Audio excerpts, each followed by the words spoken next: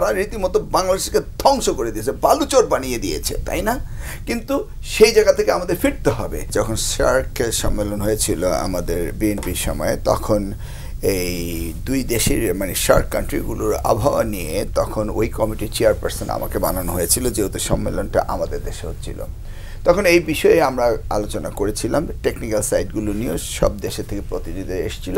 সেখানে ওয়ার্নিং সম্পর্কে আমাদের একটা এগ্রিমেন্ট হয়েছিল যে এনাফ টাইম নিয়ে ওয়ার্নিং দিতেই হবে, এটা কোনো বিকল্প নেই, এবং all parties Agrin on it যে না, ওয়ার্নিং দেওয়া হবে।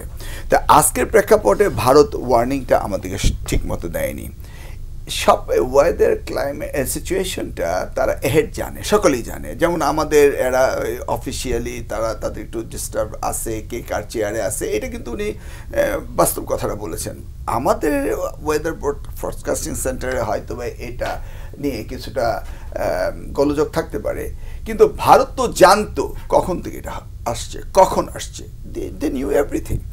তো তারা বলছে যে হঠাৎ পানির ধাক্কা এসছে, খুলে দিয়েছে। আবার অপরদিকে তারা বলছে, দাবি করছে যে না, আমরা বাংলাদেশকে জানিয়েছি। কোনটা বিশ্বাস করব? বাংলাদেশকে যদি জানিয়ে থাকে তাহলে বলবে কেন যে ধাক্কা আসছে?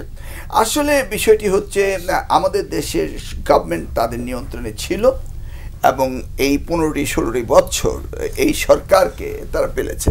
এটা আদানি হোক আর মোদি হোক আর হাসিনা হোক, এই যে ট্রাইস্টাররা মিলে আমাদের দেশটাকে ধ্বংস করেছে, এটা তো আমরা বিশ্বাস করি।